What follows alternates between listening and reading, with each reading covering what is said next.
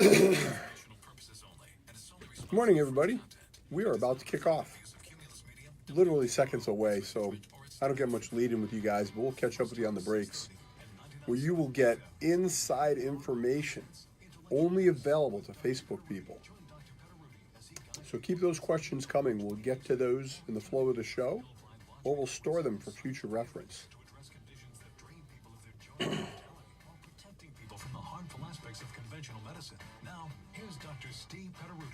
Good morning, everybody. It's Dr. Petteruti here at WPRO. This is Intellectual Medicine.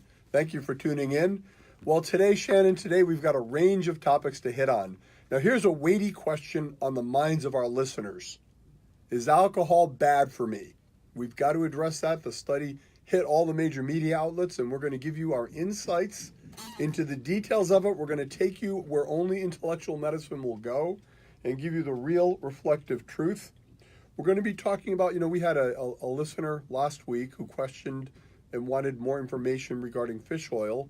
The supplement, as well as its risk-benefit, has been all over the place, and we're going to try to summarize that for you, as well as its impact. There was a study out a little while ago, Shannon, correlating it with prostate cancer. So we're going to look at all those details. And really the question with many of these supplements comes down to, should I take them or not? What's the best way, doctor, for me to live to be a youthful 120 years, and might this be an asset for it? We'll discuss the connection between skin disease, and specifically atopic dermatitis, and heart disease. There's a connection there. And then, Shannon, we need to reflect back a little bit on cholesterol drugs, statin drugs in particular. There's probably no greater hot button in orthodox medicine than statin drugs. It's almost become religious, wouldn't you say? You see that division between the statin proponents and opponents. Well, how often do we get those little, faxes to us? Every week. Your patient is not on a statin. Right, every week. Mm-hmm. So I had this patient who came to me, and then we also need to highlight on this whole the Mueller investigation, folks. I've got some really important insights that you probably all have not thought of so far. Should I get to that first, or do you want to? Oh, that's fun. Well, okay. So here's the headline, folks. Did you listeners know that Donald Trump is not a very good husband? That he is a philandering billionaire. Did that thought ever occur to you? I'm shocked. Right? I'm horrified. It's a good thing. Idea. It's a good thing we have spent Really? $50 million of your taxpayer dollars trying to uncover this skullduggery. And really, you're the 25-year-old Melania Trump, and you're going to marry the 61-year-old Donald Trump back at the beginning. What do you think you're signing up for? So, we get it. We understand. But who's saying? Did she say, "Oh, I had no idea"? Well, no, that's not the point here. But that's what I'm saying. You're sort of buying onto this whole thing. Like, I'm not endorsing that behavior. I think I don't think it's ethically credible. I like a guy who's a stand-up guy and faithful to his wife. I think that those are goals that every man should aspire to achieve. And I think that Donald Trump fell shy of the goal. And we know that about him, and we opted forward anyhow. Here's another flash, though.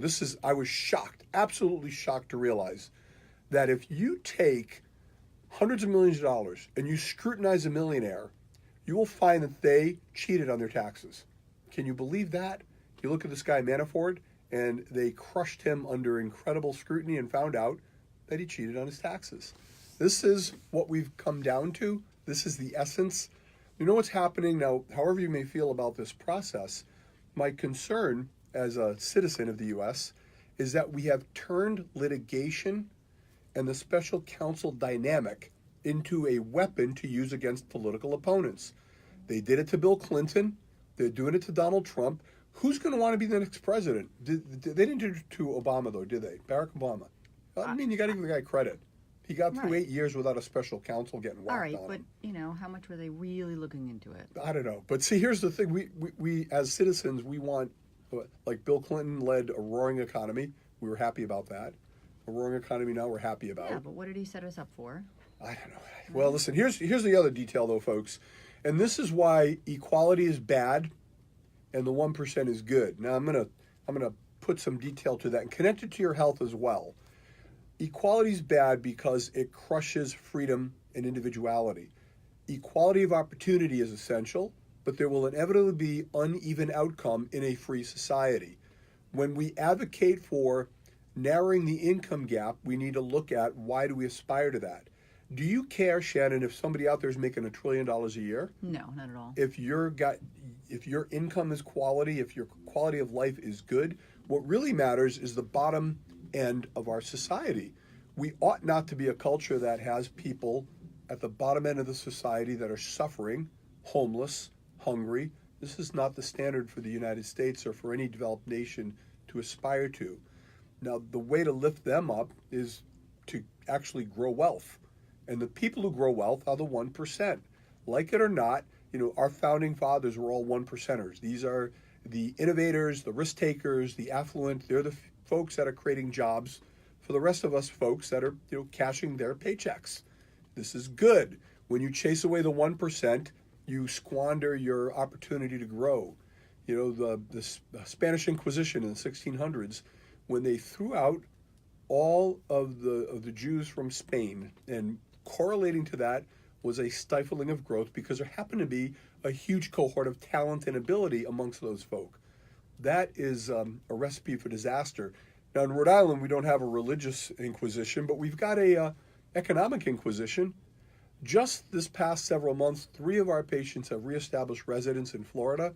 They all have one thing in common. They're affluent, they're job creators, and they're now living in Florida. Many of our ex-politicians, retired civil servants, all head to Florida. Why? Why do they go there, Shannon? Good restaurants? I think they want to keep some of their money, maybe. Right. Right. So if and then we'll get to all these other healthcare topics, but if everybody agrees that we have structural issues in the state of Rhode Island and southeastern New England, we're high tax, we're high expense, we believe there's a structural problem. How come nobody's remedying it? How come none of our political leaders are suggesting a structural solution? We're fiddling at the edges. Does anybody out there think that we're undertaxed in Rhode Island and that we need new taxes? Then why are we taxing truckers? Because we don't have enough tax revenue? Does anybody out there wonder why Florida can function without an income tax? Texas? I don't think they have one, do they, Shan? Mm-hmm. No income tax in Texas, right? Hundreds of millions of people, well, tens of millions anyhow in these states, ethnically diverse. It's crazy. Do you really want to live longer in this kind of environment? Sure you do. And when we come back, we're going to talk about fish oil. Should you take them or not? And what dose should you take? These are important details. And alcohol, is it bad or is it good? What do you think, Shannon? You're going to stop drinking alcohol? It's, it's bad. Did you know? Bad to not drink it. Did you know that alcohol's bad for you? That it's a toxin? Shocking. Did you realize that? No. Well, you got to break down these studies in detail to understand the essence of them. Like, what are these folks getting at? If you back out a lot of the causes of mortality that were associated with that study, you get down to the part that matters to rational individuals as opposed to just headline reading. That's what we do at Intellectual Medicine. We want you to live a joyful 120 years. So when we come back, a toast to you as we examine the alcohol study and the fish oil issues. We'll be right back. This is Dr. Petteruti at Intellectual Medicine. The voice of Southern New England. So, do you want the, alcohol song coming back? Yes. I've got the one that goes, tequila. I figured the old Crown, that wasn't PRO. All right, man, I trust your judgment. Go with it. In the local realm. Plus, it'll have, the instrumental, so it doesn't drown out the now back to Intellectual Medicine with... Well done. So, folks, there's a connection. There's a connection between wealth and societal health. And in an economy that is growing and individuals that are leading that growth, they need to be nurtured. They don't need to be denigrated. And I fear this class warfare has created a skewed perception of things.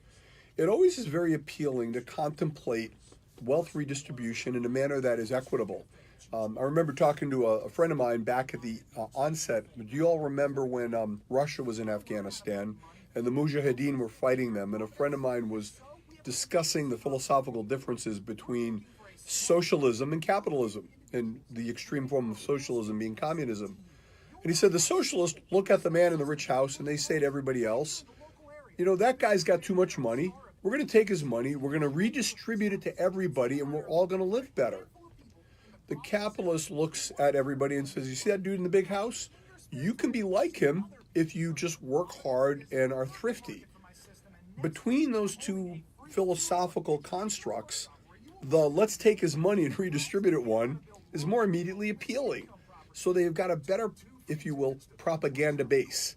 Then we need to remember our history, and we need to look at the consequence of damaging the 1%'s initiative for creation. It is, after all, creation that drives the economy forward, the creation of new jobs and technologies and new ideas. This has always been the cornerstone of America's greatness. You know, the idea that you get to keep some of your money, that you get to have private property. These were somewhat novel at the time. There was, of course, a aristocracy that commanded all the affluence by virtue of birthright. The more we drift into a birthright structured society, the less opportunity we have. So how does that manifest? It manifests when they don't let people start new stuff, when they put barriers to entry into different pursuits and different occupations. It matters when the super rich can then suppress entry into the game and manipulate the narrative. In healthcare, it petrifies a caste system where you've got established interests. Now I'm talking about hospital networks, big pharmaceutical companies that have an established interest in the status quo. And the status quo is a dependency on their services, or at least the perception that without them, you're at risk, right? Without big pharma and without statin drugs and without cholesterol drugs and blood pressure drugs and more surgery and more hospitals, without that, you suffer. And that the way to health and the way to longevity is more high-tech intervention and drugs. They recently cut the ribbon on a $30 million center for orthopedics here in Rhode Island. That's great. It's nice. But why is there so much surging investment in these high-end technologies when the things that keep you alive and healthy get neglected? You know, we'll talk about statin drugs, and we're going to talk about the drift towards aggressive prescribing. The lowering of thresholds based on cholesterol and blood pressure invited the pressure. Oh, we got it. The pressure to prescribe drugs. Intellectual Medicine with Dr. Petteruti. Call in now at 438-WPRO or 1-800-321-WPRO. Hey, gang, we're back. Tequila. So we were talking about alcohol. Then we have to talk about statins and the new cutoff, Shannon. So that why do we even bother? Just everybody, would you just take your statin drugs and call it a day? But so the study came out, and the headline is that alcohol correlates with adverse health outcomes. And when you break down that study, much of the adverse health outcome had to do with drowning, car accidents, accidental deaths. These are part of the consequence of alcohol consumption. We know that. We're not advocating for reckless use of alcohol. But we want to put in perspective the definition of health. It's crude to look at health as merely how long you live and whether or not you get a disease. We see this all the time. It reminds me, Shannon, of that old cliche. When you can't measure what's important, you give importance to what you can measure. So we'll see a study like this saying, well, if you don't drink alcohol, the odds are you'll live another year. Really? Another year? That's just a statistical irrelevance. I like Frank Sinatra. He once said, those of us who drink feel bad for those of you who don't, because when you wake up in the morning, that's as good as you're going to feel all day.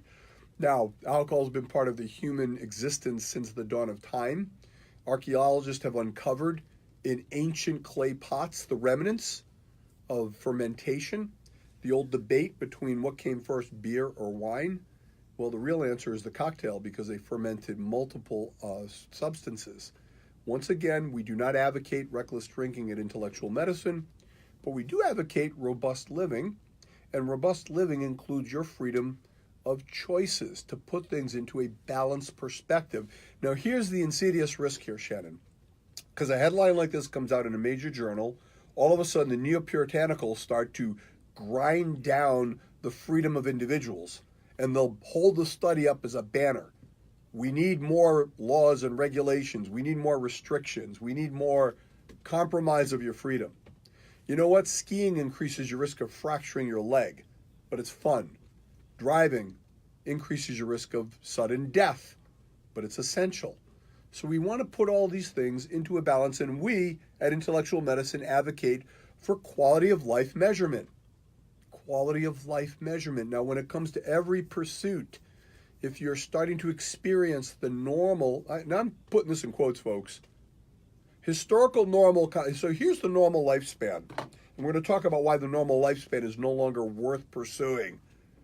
For million years. How long have humans been on the planet, Shannon? You don't know. Who knows? By the way, did you hear Miss Universe on the radio station? I did. Miss Universe? She was on the radio station here, right? Yeah. Yeah, Miss Universe was here. So, you know what that means, Shannon? She was here. Her voice was here in the studio. That means she was the second most beautiful woman to be in the studio today. Oh, did I just talk? I just talked Second about that whole issue with Behind the beautiful. you did. Tell me why what I just said is horrible. Not horrible, but So, bad. At the end of the interview, Yep. he had commented on how beautiful she was and she should be a model. And I thought, when do you ever hear after a man was interviewed, man, he was a handsome man. He was just a good-looking guy. So there's an intrinsic sexism in that Yeah. kind of a comment, Yeah. you know? Okay, so tell me this. Why do we even have these contests? I would love to know that. Can we just be done with them? I know. This Miss Universe thing, it's so, to me, it's passé. I know. It's an anachronism. America. Would you want your daughter to pursue that? No, parading around like Well, what I don't know. the effort, the coaching, the whole thing, it's just People are really into it. they are. People are really So into listen, it. we're going to boycott I know. Miss Universe. Have you ever watched the Miss Universe contest? No. And a boycott is kind of No. meaningless, isn't it, Shannon? Well, or easy. It's easy to boycott something you already don't do, like watch Miss Universe. Oh, but I'm so excited about my platform. Very excited and passionate about fill in the blank. I don't know. So we don't like those contests. That's just not a cool thing. But if you like them, good for you. It's all about individual freedom and living the way that you want. So here's a normal lifespan. You ready, Shan? You're born. You mature to sexual reproductive age. You have offspring. You rear them. And then what happens after that? You die. You die. You look at every species, and this is the arc. So those of you who are past the era of reproducing, and I count myself as one of them, I do not expect to be making any more little humans. I think I've done a pretty good job of that so far, Shan. We're good to go, right? Total of 7 of them between us. We are in the dying phase of life, and that is considered normal, and that includes withering, fading. It includes losing muscle. It includes losing power. It includes your brain fading. It includes increasing risk of cancer and heart disease. It includes all of those elements, increasing cancer risk. Why would anybody want to accept that as normal? Why, when we have the elements within our grasp to apply to our health right now to alter the manner in which we age? We're talking about the science and the art and the medicine of anti-aging primary care. Don't wait to get sick. Intervene to stay young. The number one risk factor for all disease is age. Chronologic age, okay. We cannot literally not age chronologically, but we can look at the elements of that and apply them to our health. And it does not involve taking drug after drug after drug. And I don't care how old you are, as you're hearing my voice, we can do things to change that arc. Dr. Michael Souza at Intellectual Medicine in East Bay, and the Intellectual Medicine movement is going national. We are launching our national platform soon to come, where we will be taking intellectual medicine and promoting it throughout the nation, recruiting other doctors to join this movement. And it is a movement, folks. We know it's a movement because we're gaining opposition. Very excited about that. Mm-hmm. And people are pushing back. That's a good way to say it. It's I'm very excited. Gaining opposition. You know you're a movement when you're recruiting, when you're gaining opposition. And who's opposed? Well, who would be opposed to living young and living longer? Well, here's a problem. We talk about this a lot in our weight loss groups. There is no incentive. There's no built-in intrinsic incentive to the established pharmacomedical complex for you to stay healthy. A healthy human being does not generate profit for anybody in the medical industrial complex. You don't go to the hospital as much. You don't take as many drugs. So what do? Well, first, they do not endorse nor do they fund preventative anti-aging therapies. In fact, they're against them. And they're against them in some part because there's nothing in it for them. You know, I went to the hospitals years ago. I tried to recruit them into the effort of making weight loss a central part of primary care, and nobody was interested. And our reward for being successful and advocating in this field has been nothing short of a headwind of punishment and negativity from the orthodoxy of medicine. It's just awful. Now we look at the nutritional movement and the health movement, our chiropractic colleagues, our naturopathic colleagues, our allopathic and osteopathic colleagues who are broad-minded get a pushback. And they do it insidiously. So what do? They lower the threshold for cholesterol. Remember the LDL, the bad cholesterol? Used to be that we would treat you if you were above 190. They did a new study. They found that if you're above 160, it increases your risk of heart disease. So now even more people are going to be pushed to use statin drugs. Blood pressure. They lowered the systolic blood pressure threshold to 130. 130. More drugs. Why more drugs? Because the doctor's got 5 minutes to figure this stuff out in the crush of his or her practice, and they're being watched. They're being watched by administrators, right? We get those notes every week. Your patients are not taking enough statin drugs. So you know what? They choose not to, and here's why. Other means can achieve a better result, in our opinion. The studies support when you get aggressive, progressive lifestyle intervention. Now we're talking about get your percent body fat to its target. The use of targeted supplements. We have one at Intellectual Medicine called Cardio Power, which produces high levels of nitrous oxide in the blood naturally. Nitrous oxide heals and soothes the lining of arteries, that endothelium.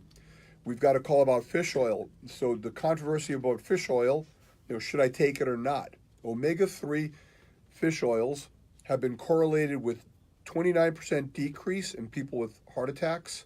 There was an Italian study called the GISI trial, reduced sudden death by 45% in Japan, a lipid intervention study, reduced cardiac events by 19% in people with high-dose omega-3s.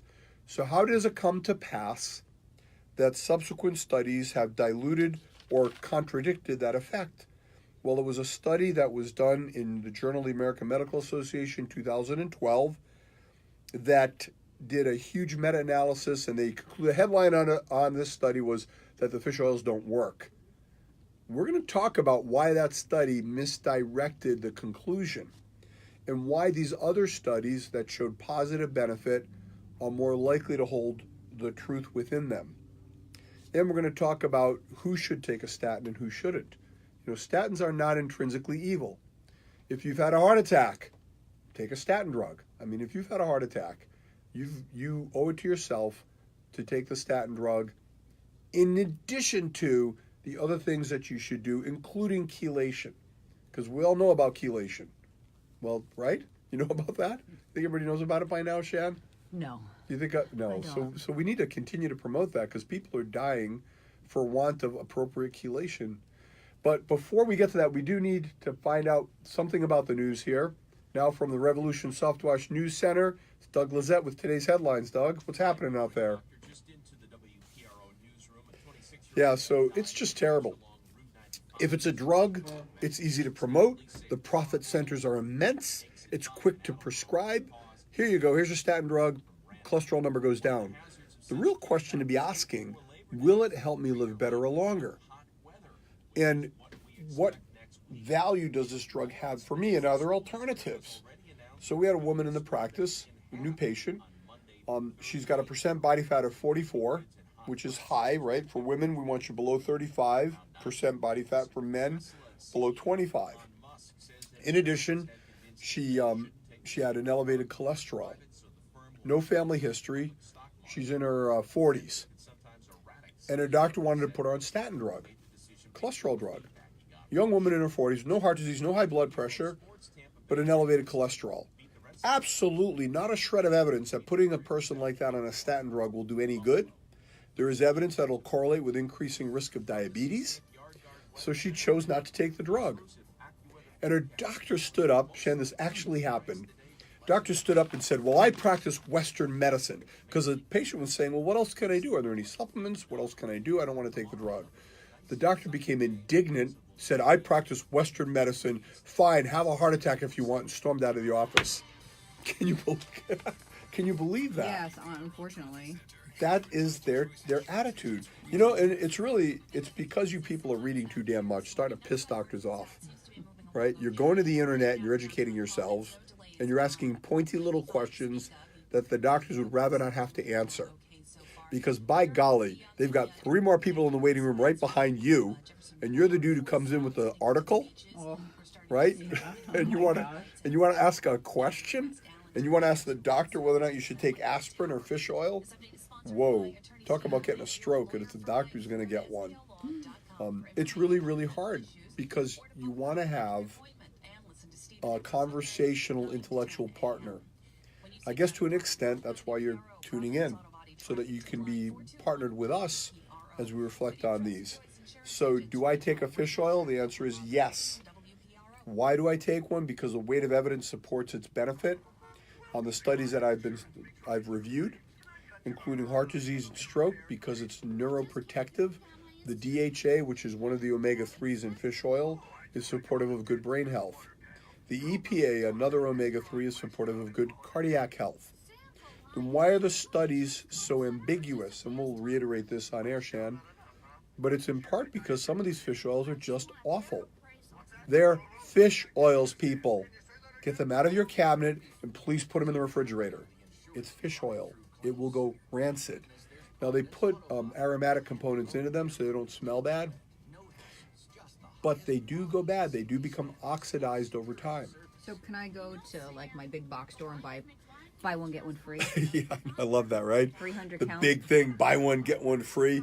Reminds me of Homer Simpson when he bought some fish at the Quickie Mart Oh, gross. and it was rancid. So he went back to the Quickie Mart and he yelled at the proprietor. He said, this fish is rancid. And the proprietor said, oh, I'm so sorry. Here, I'll give you another one for free. And he said, woohoo, and he runs out the store with 2 of them. No, you don't do the buy one, get one free, 6 months worth of fish oil and stick it on the cabinet. First, you don't know how long it's been sitting on the cabinet in the big box or the pharmacy. Second, they don't refrigerate them. Third, you want to buy a short supply. You want to turn it over every month or 2 so it's always fresh. You have to know the source. Either buy it directly from a manufacturer, or you want to get it from a doctor or a healthcare provider that can pre-screen them for you. And make sure that it's been purified adequately so there's no mercury in it. And make sure that it's fresh so it's not oxidized. And make sure that it has the right amount of EPA and DHA. And I'm going to save those details, Shan, for when we go back on air because everybody should hear this.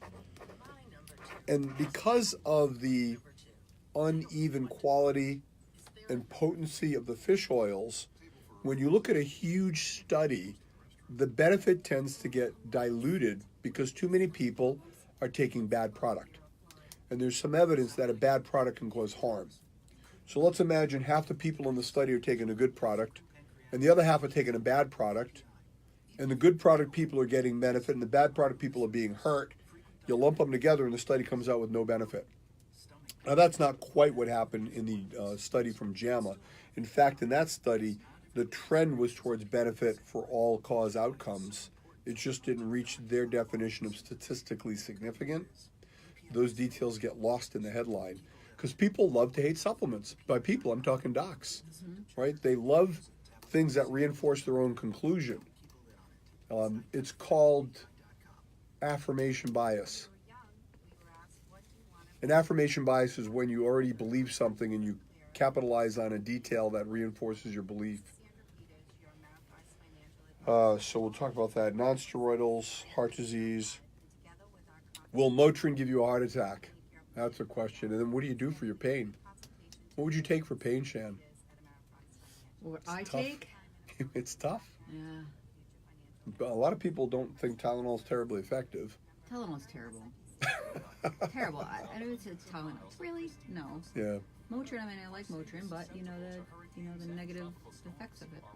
I think, short-term benefit, short-term use of nonsteroidals, by that I'm talking like a day. When you're taking it, we have some people take it 2 or 3 times a day on a regular basis. That's gonna do you some harm. RI.gov for information. This message brought to you by the Rhode Island Emergency Management Agency and the Rhode Island Broadcasters Association. Now, back to Intellectual Medicine with Dr. Petteruti. Call in now at 438-WPRO or 1-800-321-WPRO. We are back, folks. We're back because we want you to live to be 120. We want you to make that your goal. Now, will you make it? No guarantees, right, Shem? We do not have a money-back guarantee 120. Although, maybe we should. So listen, if you don't make it to be 120, right, if you died prior to then, you come see me, and I'll give you back every penny you ever spent in intellectual medicine. I think it's a reasonable goal, and I think it is an affirmative one, because to get there, you've got to live young. You've got to live healthy. And first, we've got to get you out of whatever pain and misery you're suffering in the moment, and then incorporate into it the ingredients that matter. The big 3, heart disease, cancer, and dementia, can all be diminished in risk if you pursue the healthy lifestyle pattern. 80% of your longevity and health is environmental and lifestyle. Not very much is genetic. Your family history is not as powerful a risk nor a benefit as you may perceive. So let's look at that fish oil question. Should you take it or not? The studies are a bit mixed. Multiple studies have shown benefit in people with heart disease when it comes to subsequent heart disease or stroke. However, a big study done and published in the Journal of the American Medical Association concluded that it had no statistical benefit. Now, if you already have a bias against supplement, you're going to hold on to that study, not even read it, but grab the headline and then reiterate it. When you look at the breakdown, in every category, there were trends toward benefit, even in that study that had that neutral conclusion. Here's a problem. When they do these studies, they just ask people, did you ever take a fish oil? They do not break them down according to quality. Fish oil, ladies and gentlemen, is an animal product. It is fish oil. If you keep it on your cabinet, it will go rancid. It should be refrigerated. You should purchase it in small amounts from a high-quality vendor, either from your doctor or your healthcare provider or direct from a manufacturer. I don't think this should be purchased in pharmacies or in retail stores. They're shipped in trucks. They're kept in uncontrolled environments. They're not refrigerated. By the time you purchase it, it could already be on its way to being rancid. Now, a rancid fish oil is pro-inflammatory and can cause harm. It is one of the supplements that is most difficult to manufacture, store, and re-administer. So you've got to be very cautious with it. Now, in these studies, they don't discriminate regarding quality or dose. The other detail about fish oil is the makeup, right? The omega-3, there are 2 primary components, one EPA, which supports cardiac health, and the other is DHA that supports brain health.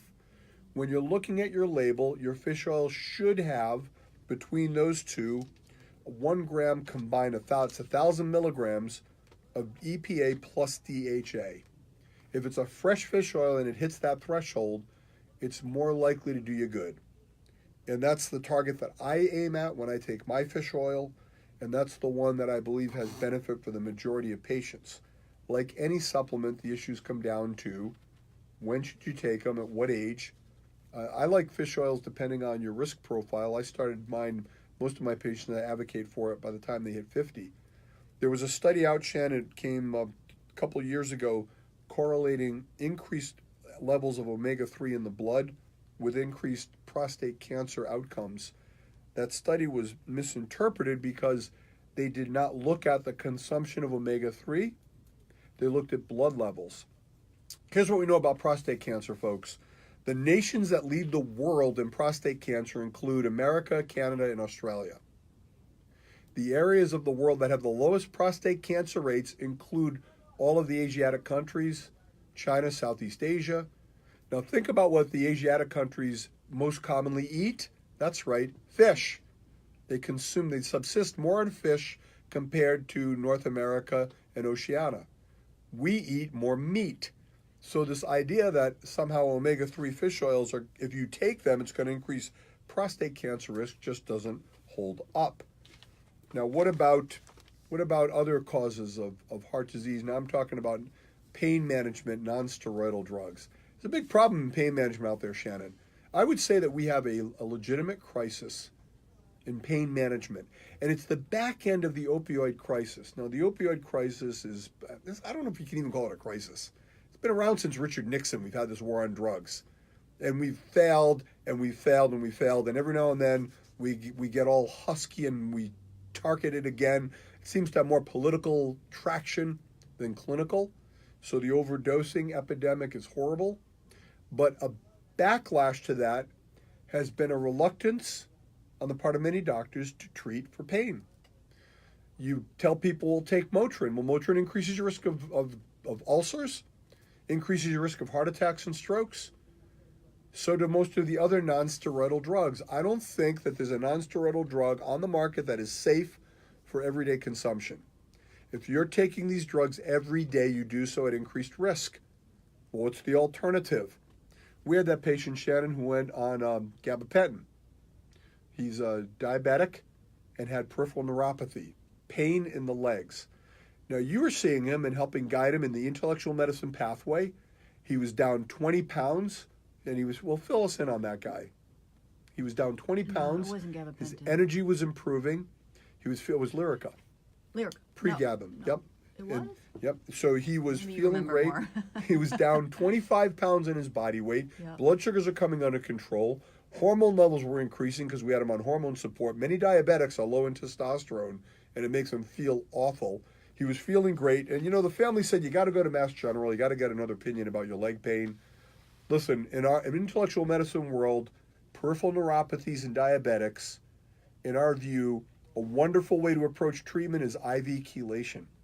It has been correlated in our clinical practice with significant improvement in these conditions.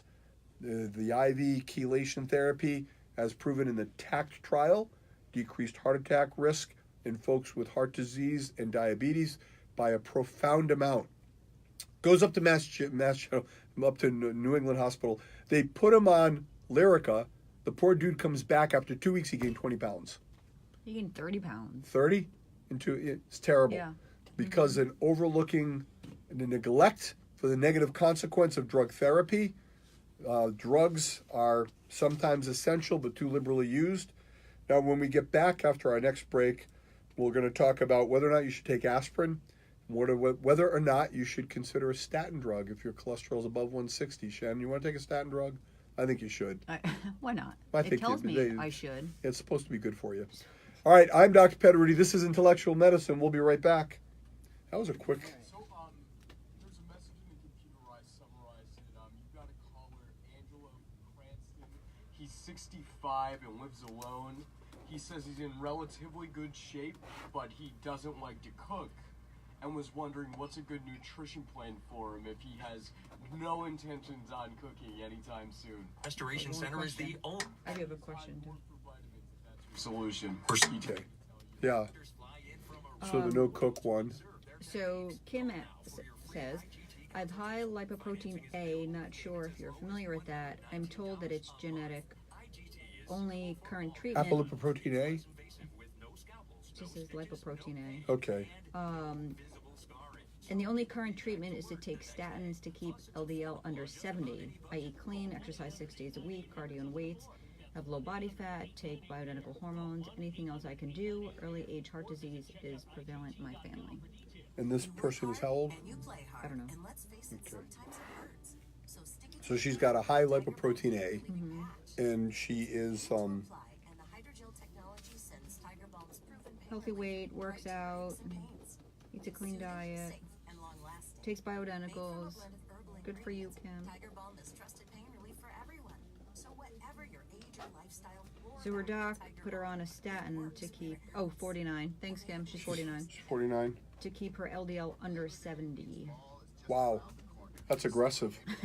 That is aggressive. So yes, her name's Kim? All right, Kim, we're going to answer that for you. I want to answer that one on air, though. That's so important that I want our broader listener group to hear about it. So the other fellow, though, who doesn't want to cook,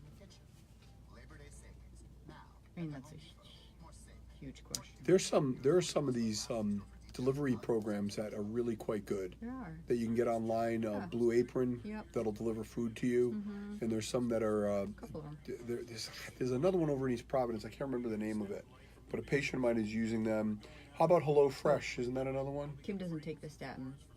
Good for Kim. Good for Kim. Yeah, when the only tool you have in your toolbox is a hammer, every problem looks like a nail. That's right. We'll talk about some things, Kim, you can do on a regular basis.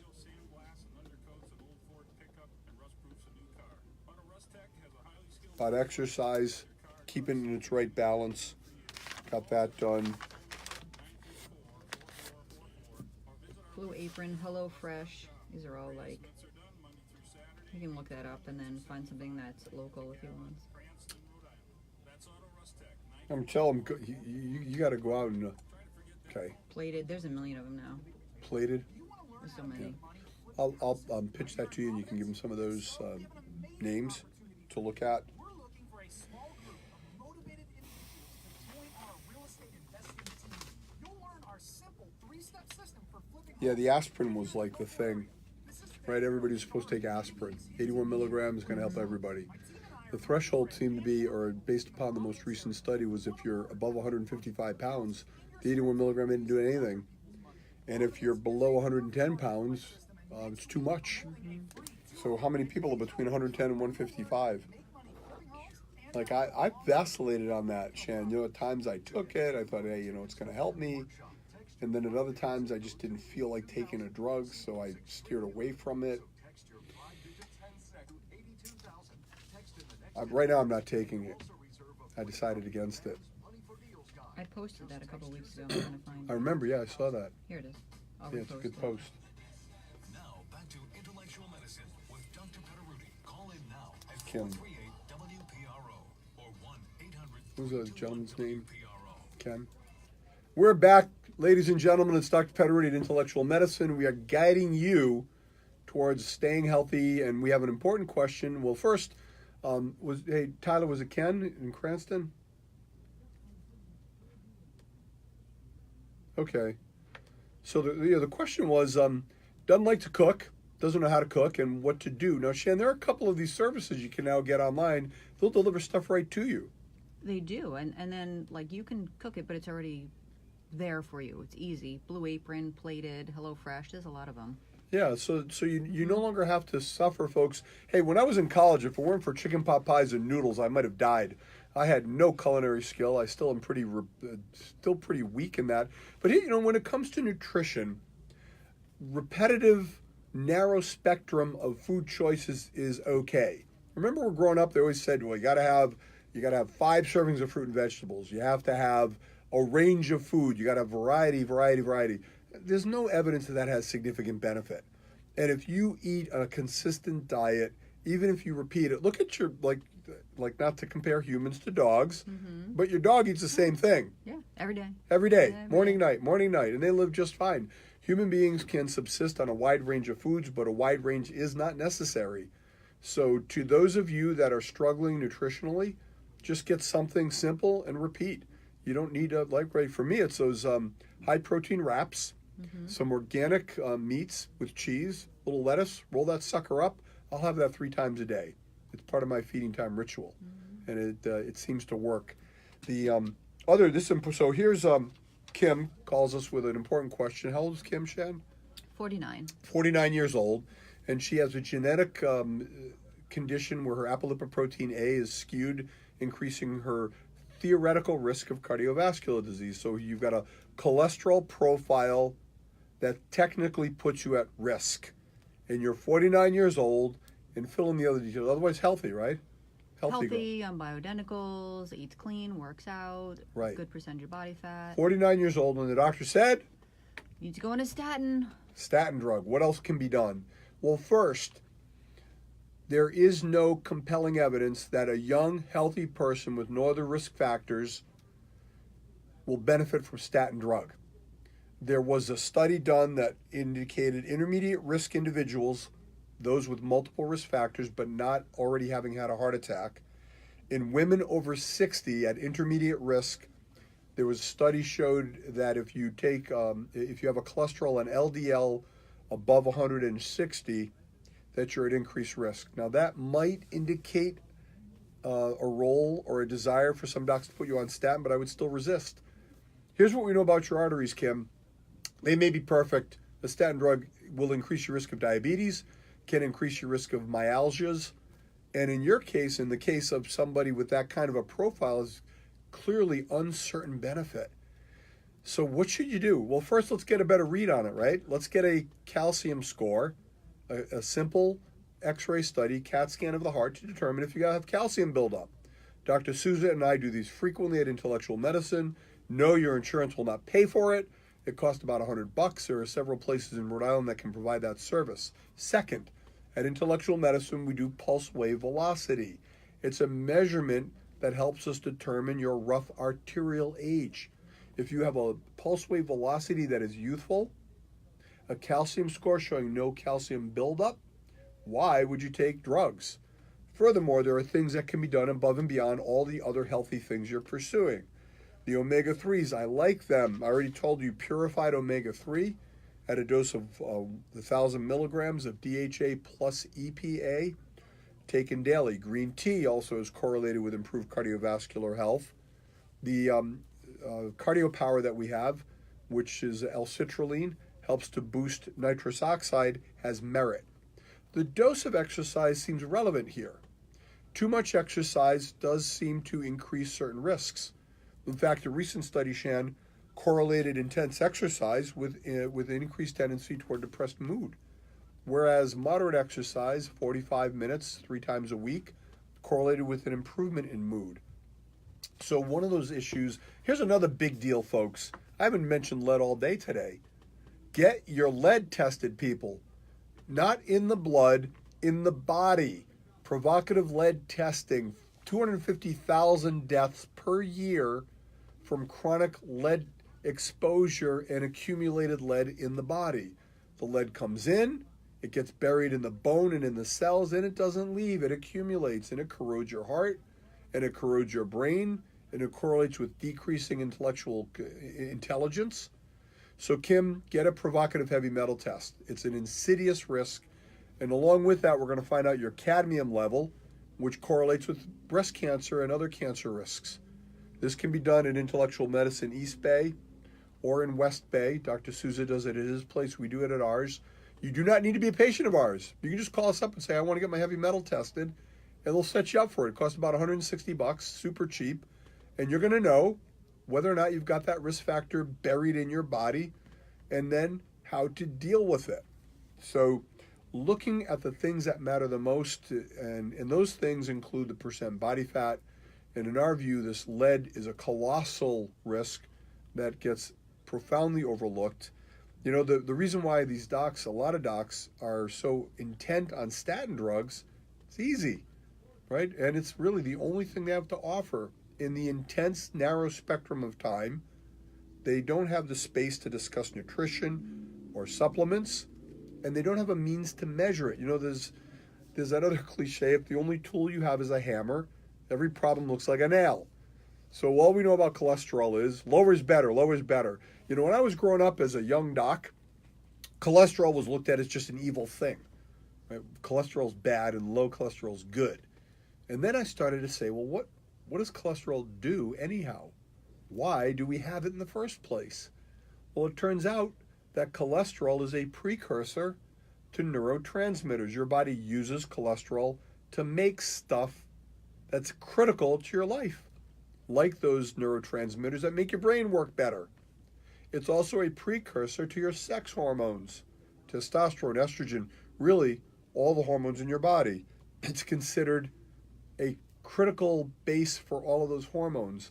Now, it's possible, if your cholesterol is running a little bit high, that your body is engineering that out of necessity, and that lowering it has unforeseen impact. We don't know, for instance, what the effect of 30 years of statin drugs is on neurocognition. It's never been looked at. We know that there's a need for cholesterol to make neurotransmitters. We don't know what the effect of long-term statin drug is with regard to other elements of your health. We're starting to see some of these things manifest.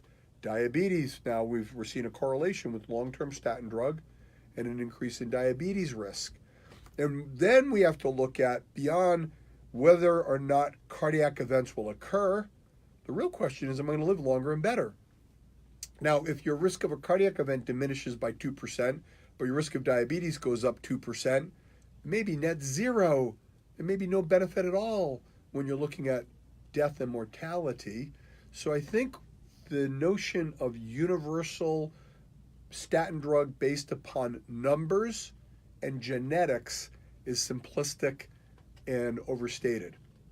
It's easy to give a statin drug and to see the cholesterol level go down. In our practice at Intellectual Medicine, we do not like to see total cholesterol levels less than 140. Our concern is that if it goes down that low, there may be a risk for neurotransmitter and hormone production. In orthodox medicine, the studies will sometimes push people higher and higher and higher. Now, individual recommendations vary greatly. In our world, we like to get people before anything happens. Keep them healthy. Be proactive. Don't shrink your muscle. Don't clot your arteries. Get on the right balance of supplements. Get on the right hormones. Start your IV therapy. In our view, the only question is which type to use, not whether or not to use it. It's how frequent and which mix is going to help you the most. Orthodox medicine has enormous benefit to offer you in certain situations. If you've already had a heart attack, if you've had angina, there are things that are essential in the pharmacologic realm that can be of benefit. So we're not dogmatically against any drug therapy, but we're not blindly recommending them broadly. So I don't know if that helps you, Kim, but that's what I would do. I would not take statin drug if I'm you and otherwise healthy. I would keep listening to us, and I would continue to live that healthy lifestyle. I would continue on the bioidentical hormones. There's good support that when you start those at the right time in your life, the net benefits to your brain, your body, and your general health are most critical. You know, we need to talk more, too, next week about the conundrum women face that have had breast cancer, Shannon, about the impact of the therapy on their quality of life and on their longevity and on their risk of relapsing. And we need to talk a little bit more, too, about the CBD oils. I think that's a growing area of need in our spectrum of medicine. So we'll bring those topics back. In the meantime, we're going to go out there and enjoy the rest of our weekend. We hope you enjoy yours. Another great day to be an American.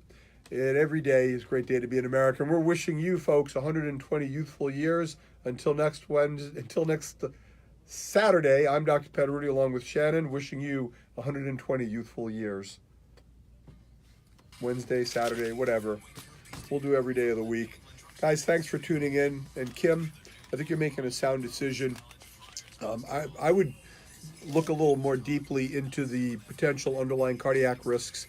For you, because you're so young, I don't even think the calcium score makes sense. I would wait until you're at least 50, maybe 60. But the pulse wave velocity and the heavy metal test are two things that I recommend doing right now because you can make an impact when you start younger. Good luck, folks. I'll see you next week.